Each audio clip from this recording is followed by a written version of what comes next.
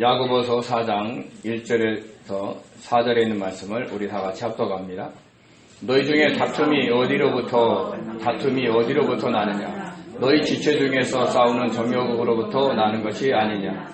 너희는 욕심을 내어도 얻지 못하여 살인하며 시기하여도 능히 취하지 못함으로 다투고 싸우는도다. 너희가 얻지 못함은 구하지 아니하기 때문이요 구하여도 받지 못함은 정욕으로 쓰려고 잘못 구하기 때문이라.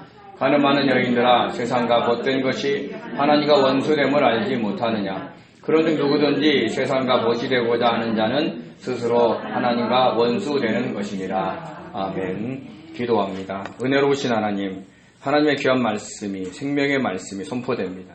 아버지, 이 시간에 저희들의 심령 안에 있는 모든 어둠의 세력이 있으면 걷어가 주시고, 이 머무는 곳에, 또 방송을 통해 참여하는 성도님들의 머무는 곳에 어둠의 세력이 있으면 제거하여 주시고, 하늘의 천군 천사로 호위하셔서 아버지, 저희들이 참으로 하나님의 영광 위에서 말씀을 서로 나눌 수 있도록 도와주시옵소서.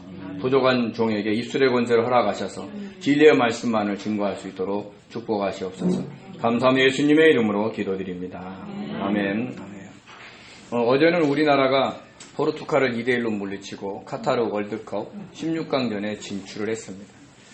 이 마지막 3차전은 우리나라가 16강에 올라갈 확률이 9%밖에 되지 않은 상황에서 진행됐습니다. 또 같은 시간대에 우루과이와 가나와의 경기도 있었는데요. 우루과이가 전반전에 2골이나 넣어서 16강 진출이 거의 확실한 가운데 후반전이 진행됐습니다. 우리나라와 포르투갈도 전반전을 1대1 동점 상황에서 마무리하고 후반전을 진행했죠. 후반전이 다 끝나고 추가 시간에 손흥민 선수가 약 80m를 드리블하여 질주하였고 맞은편으로 황희찬 선수가 손살같이 달려나갔습니다. 수비수가 5에서 6명이 둘러싸인 상황에서 손흥민 선수는 수비수 다리 사이로 패스를 했고 그것을 황희찬 선수가 받아서 그대로 골로 연결을 했습니다. 정말 극적인 순간이 아닐 수 없었습니다. 피파 랭킹 28위의 우리나라가 피파 랭킹 9위의 포르투갈을 이기는 순간이었습니다. 그리고 약 7분 후에 끝난 우루과이와 가나 경기에서 우루과이가 추가골을 넣지 못해 우리나라와 승점과 골 득실사가 같았지만 다득점 차로 이겨서 우리나라가 16강에 진출을 하게 된 것입니다. 9%의 확률이 이루어진 멋진 순간이었습니다. 지금 우리나라 대다수의 국민들은 너무 기쁘고 행복해서 들뜬 마음으로 축구 이야기를 하면서 지낼 것입니다. 불안한 안보, 어려운 경제, 그리고 12구 이태원 참사로 인해 안타까움과 상실감에 쌓여있는 국민들이 모처럼 기뻐하고 행복해하는 시간이 됐을 것입니다. 오랜 가뭄 끝에 내리는 단비처럼 국민의 가슴에 희망의 단비를 내리는 순간이었습니다. 이것은 9%의 낮은 확률, 그리고 그 속에서도 희망이 있다는 것을 우리들에게 보여준 것입니다. 지금 많은 분들이 고금리로 인해서 경제적인 여건, 어려움 속에 고통을 받고 있습니다. 어떤 해결책이 뚜렷이 보이지가 않는 상황에 놓인 사람들도 있습니다. 그래서 안타깝게도 어떤 분들은 스스로 목숨을 끊는 일도 생겼습니다. 희망의 줄을 놓는 것이죠. 그러나 어떤 어려움 속에서도 헤쳐나가는 길은 반드시 있기에 희망의 줄을 놓지 말라는 것을 우리들에게 알려주시기 위해서 주님께서 그 9%의 확률을 이루어 주신 것이라고 봅니다. 특히 믿는 성도들은 1%의 확률밖에 보이지 않는 상황이라도 자신을 영적으로 변화시키고 자신의 뜻과 욕심을 내려놓고 주님께 회개하면서 기도한다면 반드시 주님께서 그 1%의 확률을 이루어 주실 것입니다. 지금은 모든 나라들이 다 경제적으로 어려움 속에 있습니다. 미국의 고금리 정책과 그리고 러시아와 우크라이나 전쟁으로 인해서 어느 한 나라도 예외 없이 다 힘듭니다. 그런데 주님이 우리나라를 16강에 진출하게 하여 국민들에게 희망을 주신 것은 북한의 무력 도발로 인한 안보 불안과 경제적인 어려움, 아까도 말씀드린 12구 이태원 참사로 인한 상실감을 위로해주려고 하신 것 같습니다. 그러므로 저와 여러분들은 우크라이나와 가나를 비롯하여 16강전에 탈락한 다른 나라의 선수들과 국민들을 위해 주님께서 그들에게도 위로해달라고 기도해야 합니다. 그들도 얼마나 간절히 16강 진출을 소망했겠습니까? 최선을 다해서 싸웠으니까 승패를 떠나서 서로 위로하고 기도해 주는 것이 마땅합니다. 그래서 기도하실 때 그 16강에 진출 못한 선수들과 나라들을 위해서 꼭 기도해 주시기 바랍니다. 그런데 이것이 세상의 풍조입니다. 이 세상의 영이 지배하는 통치 수단이지요. 즉 최고의 자리를 하나 올려놓고 서로 경쟁하도록 유도하는 것입니다. 그 과정에서 서로 시기하고 다투게도 하지요. 페어플레이라는 좋은 문구를 앞세워서 멋진 경기를 하자고 하지만 언제나 이기는 자가 있고 지는 자가 있어서 그 공간 안에는 기쁨과 슬픔이 공존하게 되어 있습니다. 비단 운동 경기만 그런 것이 아닙니다. 이 세상의 모든 분야에서 보다 높은 자리를 향해서 경쟁하도록 유도하고 있습니다. 그 자리로 달려가야, 그 자리로 올라가야 이 땅에서 잘 살 수 있기 때문입니다. 그 경쟁에서 이기기 위해 때로는 좋지 않는 말과 행동을 해도 대부분 허용이 됩니다. 그로 인해 다른 사람들이 상처를 받아도 개의치 않고 그것이 당연한 결과로 받아들이고 있습니다. 이것이 이 세상의 풍조입니다. 그러나 믿는 자들은 어떤 높은 자리를 올라가는 것보다 다른 사람에게 상처를 주지 않는 것에 더 신경을 써야 합니다. 왜냐하면 우리는 다른 사람들을 주님과 화평하게 지내게 해야 할 사명이 있는 사명자들이기 때문입니다. 우리의 말 한마디 한마디가, 행동 하나하나가 다른 사람들을 주님과 연결시키는 역할을 한다는 것을 잊지 마십시오. 이것이 우리의 사명 중의 사명입니다. 우리를 통해 가족과 이웃들이 주님을 보고 느끼며 주님을 사모하며 주님과 화평하게 이루며 살게 해야 합니다. 그래서 우리는 이 세상의 지혜가 아닌 위로부터 난 지혜를 구해야 하는 것입니다. 위로 난 지혜는 뭐냐? 첫째는 성결해야 합니다. 순결하고 거룩하게 이 세상 것과는 구별되게 살아야 하는 것이죠. 다음은 화평해야 합니다. 다른 사람들과 할 수만 있으면 화평하도록 노력해야 하는 것입니다. 다음은 관용해야 합니다. 언제나 온화한 태도로 부드러운 말을 하려고 무척 노력을 해야 합니다. 다음은 양순해야 합니다.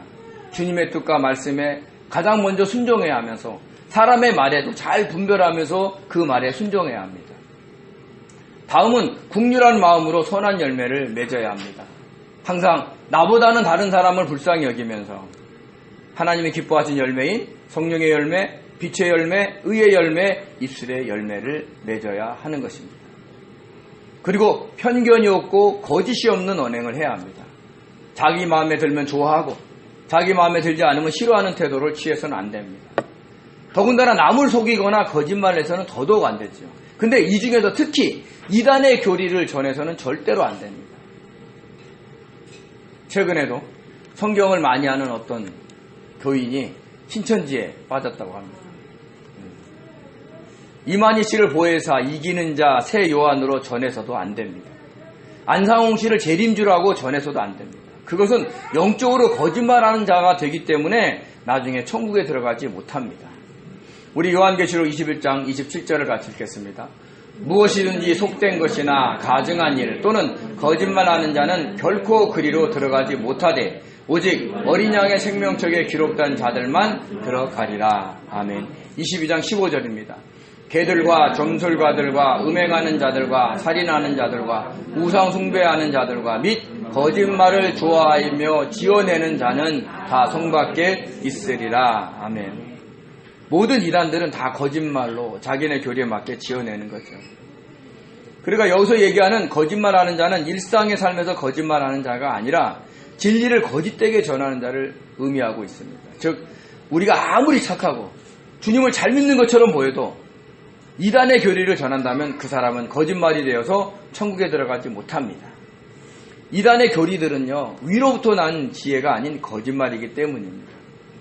특히 이단들은 자신들만이 구원을 받는다고 생각합니다. 얼마 전에 어떤 분이 저한테 전화 오셔가지고 신천지를 교리를 전하더라고요.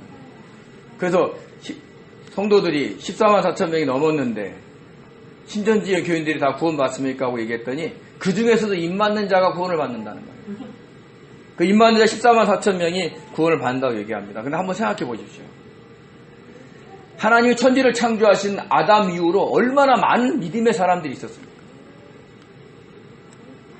우리가 상상할 수 없는 그 믿음의 거장들이 있는데 그들이 다 선택을 못 받고 이 시대에 신천지 교인 중에서 14만 4천만을 구원받고 그 14만 4천이 선택한 다른 무리들이 구원을 받는다는 게 말이 됩니까?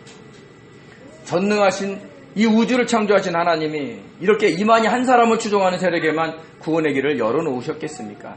이런 기본적인 말도 되지 않는 것을 전하는데 성도들이 빠지는 것은 영적인 이기주의와 국수주의에 빠져있기 때문입니다. 그게 뭐냐면 자신들만이 구원받을 수 있다는 그 특권의식에 쌓이는 거죠. 전부 멸망의 길로 달려가는 불쌍한 사람들입니다. 이것은 위로난 지혜가 아닙니다. 자신들에게만 구원이 있다는 교만한 자들이며 야고보 사도가 얘기하는 선생이 많이 되려는 자들의 전형적인 모습이 아닐 수가 없는 겁니다. 그러므로 저와 여러분들은 참 진리 안에서 위로난 지혜를 깨달아서 모든 곳에서 화평을 이루며 사는 지혜로운 성도가 되어야 합니다. 그러기 위해서는 자기의 뜻과 욕심을 내려놓아야 해야 되고 자기의 이익을 포기해야 한다면 자신의 명예가 실추된다는 걸 감당해야 한다면 그렇게 할 수 있는 그 영적인 능력이 있어서 그런 성숙된 그런 성도들이 되셔야 하는 겁니다. 왜냐하면 이 땅의 것은 우리가 저 천국으로 가는 데는 아무런 도움이 되지 않습니다. 이 땅의 것은 우리가 잠시 사용했다가 놓고 가는 것들이에요. 항상 위의 것을 추구하며 살아가는 지혜로운 성도님들이 되시기 바랍니다. 그렇지만 화평을 심어 의의 열매를 맺기 위해 걸어가야 하는 십자가의 길은 결코 쉽지 않습니다. 더군다나 교회 안에서도요, 이 길을 걸으며 화평을 이루는 것은요, 보통 어려운 일이 아닙니다. 왜냐하면 교회 안에서도 자신의 욕망을 이루기 위한 시기와 질투로 인해 싸움과 다툼이 일어나기 때문입니다. 야고보서 4장 1절을 같이 읽겠습니다. 너희 중에 싸움이 어디로부터 다툼이 어디로부터 나느냐? 너희 지체 중에서 싸우는 정욕으로부터 나는 것이 아니냐? 아멘. 싸움의 헬라어 플레모스는 전쟁, 싸움, 논쟁, 다툼이란 뜻으로 국가 간의 완전 분장하고 싸우는 전쟁을 의미합니다. 지금 우크라이나에서 러시아와 치르고 있는 전쟁과 같은 것입니다. 쉽게 말해 믿음의 공동체 안에서도 실제로 치고받는 싸움이 일어났다는 것이죠. 그 당시만 해도요. 오늘날에는 어떻습니까? 일부 교회에서는 원로 목사님 측과 담임 목사님 측이 서로 대립하고 또 때로는 담임 목사님 측과 장로님들의 측이 서로 대립해서 몸싸움하기도 합니다. 어떤 교회에서는요, 용역 직원들을 고용해서 실제로 싸움을 하기도 했습니다. 지금 교회가 그렇다는 겁니다. 다툼의 헬라어 마케는요, 전쟁, 다툼, 논쟁이라는 뜻이 있는데 이건 주로 말로 싸우는 것을 의미합니다. 내 말이 맞고 내 말이 틀렸다고 하면서 말다툼을 하는 것입니다. 교회 안에서 이런 다툼은 정말 자주 일어납니다. 서로 다름을 인정하지 않기에 자신과 다른 말과 행동을 하면 또 사람의 도리에 맞게 행동하지 않으면 다 틀렸다고 비난을 하기도 하는 것이죠. 당시 디아스포라 그리스도인들이 모인 신앙 공동체 안에서도 이런 일이 있었다는 거예요. 그들이 어떤 사람들이에요? 과거 바벨론 포로에 끌려왔던 후손들이나 아니면 유대인들의 박해로 예루살렘을 떠나 도망쳐온 사람들이 만든 신앙 공동체 아닙니까? 그럼 어떻게 해요? 그 공동체에서 그 낯설고 힘든 곳에서 서로 위로하고 협력해도 부족할 판에 이런 싸움과 다툼이 있었다라는 것입니다. 그 이유는 뭐냐? 각자가 가지고 있는 정욕 때문이었습니다.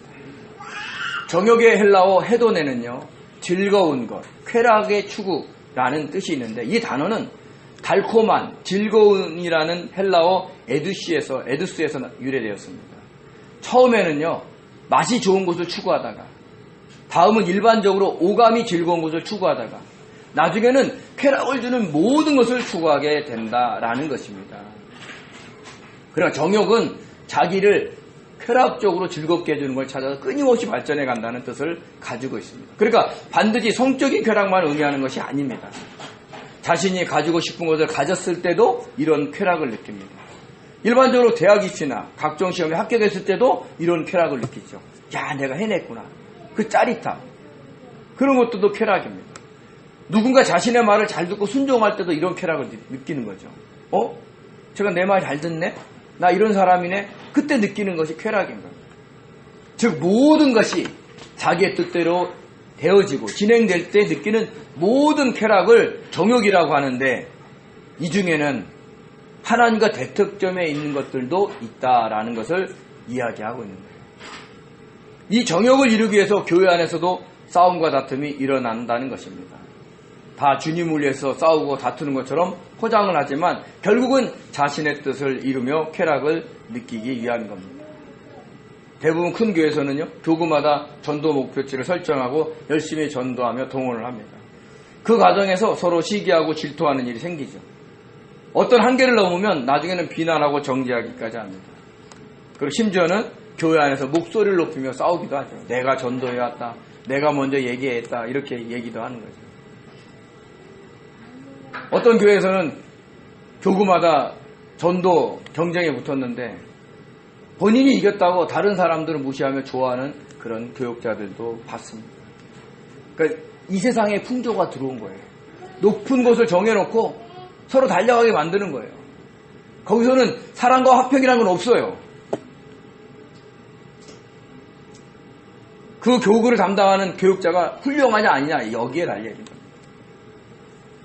또 여러 부목사님들이 있는 교회에서는 어떠냐면 어느 부목사님은 영적으로 신령하고 능력이 있어 정말 좋아하고 서로 자기가 좋아하는 부목사님을 옹호하면서 싸우기도 하죠. 그러니까 칭찬하면서 싸우는 겁니다. 심지어는요, 부목사님의 외모를 갖고 폄하하기도 해요. 어떤 목사님은 머리가 너무 많이 벗겨졌다. 또 어떤 목사님은 배가 많이 나왔다.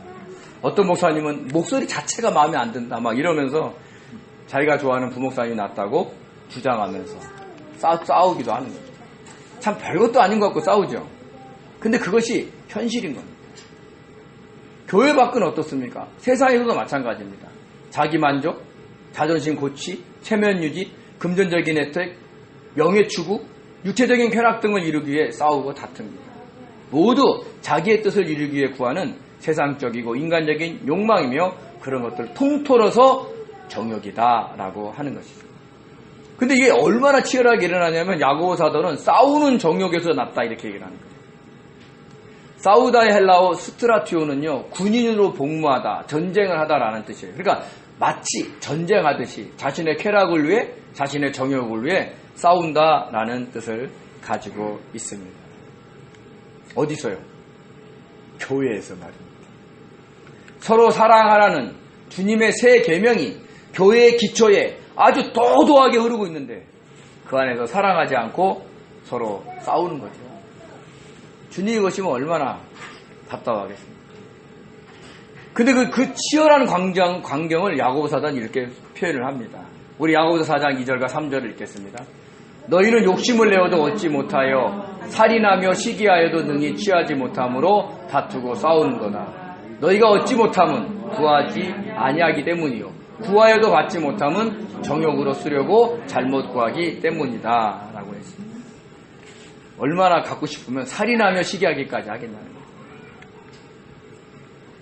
겉으로 싸우고 다투기 전에 이미 마음속으로 욕심을 내고 있기에 살인하며 시기하고 있다는 것입니다. 근데 신약 성경에서 살인했다라는 것은요, 실제로 사람을 죽였다라는 뜻보다는 다른 사람들을 욕하고 미워했다는 뜻이 훨씬 강하다는 것을 아셔야 됩니다. 아, 살인 안 했으니까 됐지 라고 생각할지 몰라도 이거는 일반적인 살인보다도 더 강력한 살인을 얘기하는 거죠. 우리 마태복음 5장 21절과 22절을 같이 읽겠습니다. 옛사람에게 말한 바 살인하지 말라. 누구든지 살인하면 심판을 받게 되리라 하였다는 것을 너희가 들었으나 나는 너희에게 이르노니 형제에게 노하는 자마다 심판을 받게 되고 형제를 대하여 나가라 하는 자는 공회에 잡혀가게 되고 미련한 놈이라 하는 자는 지옥불에 들어가게 되리라. 아멘. 여기서 옛사람은요, 구약 성도들을 얘기하는 거예요. 그러니까 십계명을 통해서 살인하지 말라. 만약 살인하면 심판을 받게 될 것이다 라고 경고를 했다는 것입니다. 그런데 이제는, 즉 주님이 오신 후부터는 어떻게 바뀌냐면 형제에게 화를 내는 자는 심판을 받게 되고 나가라고 욕하는 자는 공회에 잡혀가게 되고 미련한 놈이라는 자는 지옥불에 들어갈 것이다 라는 말씀이에요. 왜냐하면 형제를 그렇게 대하는 자는 이미 그 마음속에서 그 형제를 살인하고 있었다라는 뜻입니다. 그러니까 더 무서운 계명이죠. 그 형제를 미워하기 때문에 그런 행동을 하는 것입니다. 우리 요한일서 3장 15절을 같이 읽겠습니다. 그 형제를 미워하는 자마다 살인하는 자니 살인하는 자마다 영생이 그 속에 거하지 아니하는 것을 너희가 아는 바라. 아멘. 이 두 구절을 정리하면 어떻습니까? 주님이 오신 후부터는요, 형제를 미워해서 화내고 나가라고 욕하고 미련한 놈이라고 비방만 해도 이미 영적으로는 뭐한 자예요? 살인한 자가 된다라는 뜻입니다. 우리는 가족과 이웃이 미워서 화를 낸 본 적은 없습니까? 욕을 해본 적은 없습니까? 미련한 놈이다, 바보 멍충이다, 병신 같다 이라는 말을 해본 적은 없습니까? 아마 이 질문에서 자유로울 사람은 저를 포함해서 이 자리에 아무도 없으실 것입니다. 그렇다면 우리는 이미 마음속으로 살인한 자들이 되었다라는 뜻입니다. 그러니까 우리가 자신의 마음을 늘 살펴보면서 회개해야 할 것이 얼마나 많겠습니까? 날마다, 어쩌면 매 순간마다 자신의 마음을 살피며 회개해야 할지도 모릅니다. 그래서 주님께서 십자가에 돌아가시면서 성소와 지성소 사이에 있는 그 시장을 갈라놓으신 겁니다. 원래 그 시장 안에 있는 지성소에는요, 1년에 한 번 7월 10일에 대제사장이 짐승의 피를 들고 가서 언약궤 뚜껑에 있는, 즉 그룹과 그룹 사이 날개가 맞물고 있는 그 밑에 그 속죄소에 피를 뿌리고 자신과 이스라엘 백성들이 혹시 알지도 못한 죄가 있었냐면 회개하는 그런 날이 온 대속죄일입니다. 그러면 하나님께서 그 짐승의 피와 대제사장의 중보 회개를 받으시고 용서를 해 주시는 겁니다. 그것을 주님이 활짝 열어놓으셔요. 믿는 자들은 누구든지 직접 하나님께 나가서 회개하며 용서를 구하라 라고 한 거예요. 그게 십자가의 진정한 목적입니다. 대제사장이 대신 회개 기도할 필요가 없는 거예요. 자신이 가라는 거예요. 그럼 짐승의 피는 어떻게 해요? 짐승의 피 들고 가야 되잖아요. 근데 그 짐승의 피는 이미 예수님께서 십자가에서 주님의 보혈로 그것을 뿌려놨으니까 아무나 어디 때든지 너희가 짐승의 피인 그 한목제물의 그 주님의 보혈을 의지해서 자신의 심령 상태를 하나님께 구하고 회개하면 하나님께서 용서하고 은혜의 회복을 주신다라는 것을 이야기하고 있는 겁니다. 그래서 히브리 기자는 주님이 죽으면서 열어놓은 그 길을 새로운 살 길이다라고 표현을 했습니다. 우리 한번 히브리서 10장 19절과 20절을 같이 읽겠습니다. 그러므로 형제들아 우리가 예수의 피를 힘입어 성소에 들어갈 담력을 얻었나니 그 길은 우리를 위하여 휘장 가운데로 열어놓으신 새로운 살 길이요 휘장은 곧 그의 육체니라. 아멘. 언제든지 가족과 믿음의 형제를 미워해서 욕하고 화내고 미련한 놈이다, 바보 멍충이다 라고 했다면 그 즉시 주님께 나가서 회개하라는 겁니다. 그러면 용서해 주시면서 가족과 형제들과의 관계를 회복해주는 은혜를 부어주시는 것입니다. 그것이 주님께서 우리에게 열어놓으신 새로운 살 길이에요. 새로운 살 길. 그 나가서 회개할 길이 살 길이라는 얘기를 하는 겁니다. 그리고 주님을 믿으면 과거, 현재, 미래의 모든 죄가 용서받아서 회개할 것이 없다라는 구원파의 교리는 틀린 겁니다. 아니, 틀렸다기보다는 원래 맞는 얘기인데 그 중간의 과정을 생략해버리는 거죠. 우리는 온전하지 않기 때문에 그래요. 온전하고 구비하여 조금도 부족함이 없게 되려고 인내를 온전히 이루면서 우리 안에 심겨진 말씀이 온전히 순종하며 살아가고 있는 중이기 때문에 그럽니다. 온전해지려면 그 과정에서 회개가 반드시 필요하고 그 과정에서 우리는 자기 자신을 돌아보면서 영적인 변화와 성장 성숙을 도모해야 하는 것입니다. 그러면 어떻게 돼요? 점점 온전한 자가 되는 거예요. 그 온전함은 완성이 되지 않습니다. 끝까지 달려가는 거예요. 그래서 저와 여러분이 그 주님이 열어놓으신 그 휘장 안에 지성소에는 예수님의 보혈이 이미 뿌려졌다는 걸 아시고 언제든지 들어가서 회개하며 달려가시기 바랍니다. 그것이 살 길입니다. 시기하다의 헬라어 젤오스는요, 열정적이다, 열심이다라는 뜻이 있습니다. 좋은 의미로는요, 본받으려고 열심히 노력하다라는 뜻도 있지만 나쁜 의미에서는 다른 사람이 가지는 것을 싫어하다라는 뜻이 있습니다. 다른 사람이 자기가 좋아하는 사람을 만나는 것이 싫어서 시기하는 것이고요. 어떤 시험에 자기는 합격하지 못했는데 내가 아는 어떤 사람이 합격해서 그 기뻐하는 모습이 마음에 안 들어서 시기하기도 합니다. 이렇게 겉으로 싸움과 다툼이 일어나기 전에 이미 우리 안에는 이런 욕심과 미움과 시기와 질투가 가득 차 있습니다. 그래서 우리는 어떤 상황에 닥칠 때마다 자신의 마음 상태를 빨리 살펴봐야 합니다. 만약에 자신의 마음 안에 이런 욕심과 미움과 시기와 질투가 생기거나 가득 찼다면 그 자리에서 즉시 주님께 고백하며 회개해야 합니다. 왜요? 휘장이 갈라졌어요. 열려 있습니다. 달려갈 수 있습니다. 그래야 겉으로 싸움과 다툼이 일어나지 않을 수 있는 것입니다. 교회뿐만 아니라 가정이나 직장에서도 이런 훈련을 해야 하는 것입니다. 그러면 우리는 점점 주님 앞에서 온전한 자로 성장할 수 있을 것입니다. 또한 이렇게 싸우고 다투어도 얻지 못하는 것은 구하지 않았기 때문이다라고 했습니다. 구하다의 헬라어 아이테오는요, 구하다, 요구하다, 요청하다 라는 뜻이 있는데 이게 능동태로 쓰이면 입술로 소리내서 기도하는 것이고 중간태로 쓰이면 마음으로 기도한다라는 뜻을 갖고 있습니다. 여기서는 마음으로 기도하지 않았다라고 표현을 합니다. 중간태로 쓰였죠. 그러니까 주님께 마음으로 순간순간에도 마음으로 기도하지 않고 무조건 욕심을 냈다라는 뜻을 갖고 있습니다. 이런 상태를 신학자 벤겔은 이렇게 말을 합니다. 정욕이 차고 살기가 있고 분쟁심이 있는 성도는 기도할 능력은 없다라고 하는 거예요. 자기가 뭔가 이루려고 하기 때문에 기도하지 않는 거예요. 그러므로 사랑하는 성도 여러분, 우리는 어떤 기도 제목에 대해서 소리내어 기도하든 마음으로 기도하든 뚜렷한 문장으로 기도해야 합니다. 주님, 내가 뭔가 필요합니다. 뭐가 되어져야 됩니다. 주님, 내 성품이 어떻게 바뀌어야 됩니다. 주님, 내가 이것 때문에 시기가 일어나서 견딜 수가 없습니다. 이렇게 솔직하게 얘기해야 되는 거예요. 근데 어떤 성도님들은 생각하는 것으로 마음으로 기도했다고 하면서 사실은 늘 기도하며 산다고 말하는 분들이 있습니다. 어떤 목사님이 그랬습니다. 우리가 늘 마음으로 기도하는 것도 필요하지만 한 자리에 앉아서 30분이고 1시간이고 기도하는 것이 꼭 필요하다라고 얘기했습니다. 그렇게 한 자리에 앉아서 기도하는 것은 마치 사람이 보약을 먹는 것 같은 효과가 있다고 얘기를 하는 거죠. 우리는 순간순간 기도도 하고 가정에서나 교회에 나와서 30분이고 1시간이고 기도하는 습관을 길러야 합니다. 그래야 우리가 인간적이고 세상적인 방법을 동원하면서 아둥바둥 살지 않아도 주님께서 주시는 놀라운 일들을 경험하며 살게 되는 것입니다. 그러므로 분명히 아셔야 되는 것은 생각하는 것을 기도했다고 착각하지 마십시오. 생각하는 것하고 기도하는 건 다릅니다.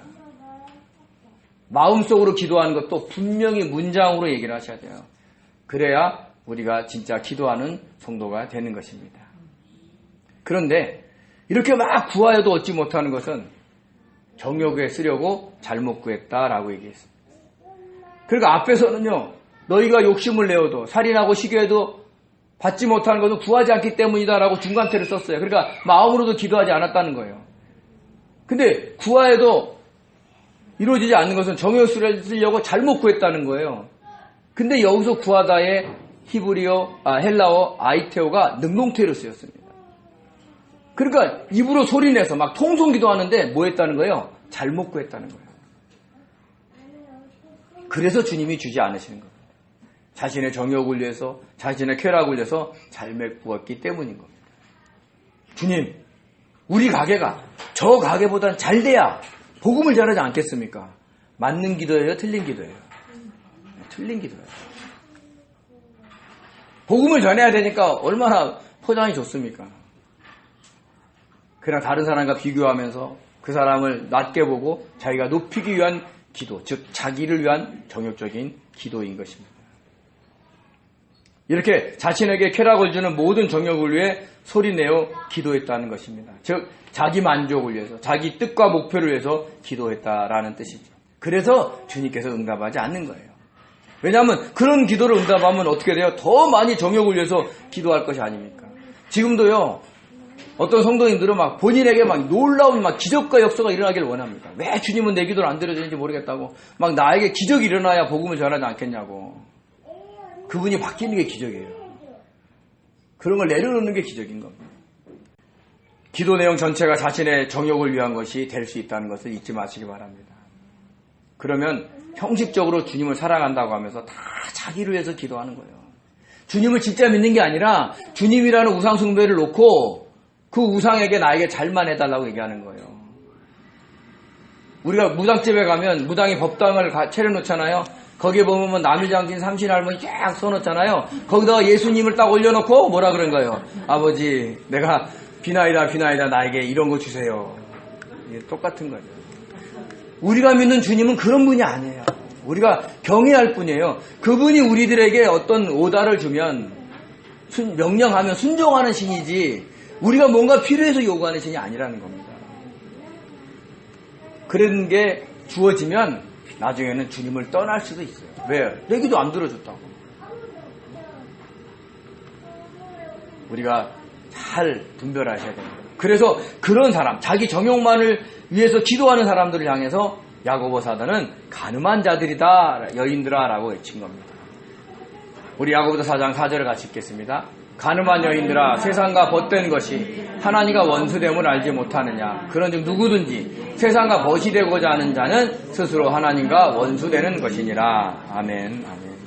여기서 교회 성도들을 향해서 여인들아 라고 불렀어요. 왜 그랬을까요? 교회 여자 성도들이 많아서요? 여자 성도들만 부른 건가요? 남자 성도들은 그냥 아무런 잘못도 하지 않나요? 아닙니다. 교회 안에 있는 모든 믿는 자들을 지칭한 겁니다. 그래서 교회라는 에클레시아가 여성 명사로 쓰이는 거예요. 왜냐하면 우리들은 남자건 여자건 다 신랑 대신 주님을 맞이할 신부이고 구약에서는 남편이신 하나님의 아내들이었기 때문입니다.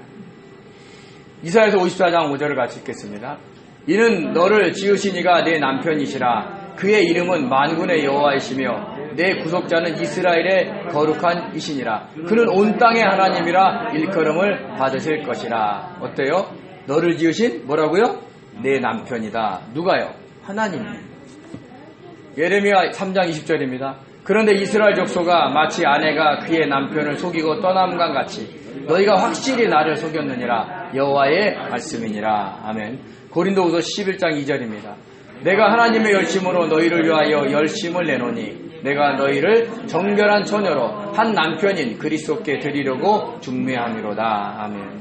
그래서 믿는 자들을 여인들아 라고 부른 겁니다. 그런데 그 앞에 뭐가 있어요? 가늠한 여인들아 라는 단어가 있는 겁니다.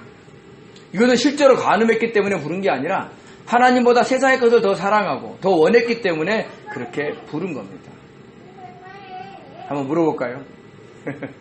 솔직히 주님을 더 사랑하십니까? 아니면 세상의 것을 더 사랑하십니까?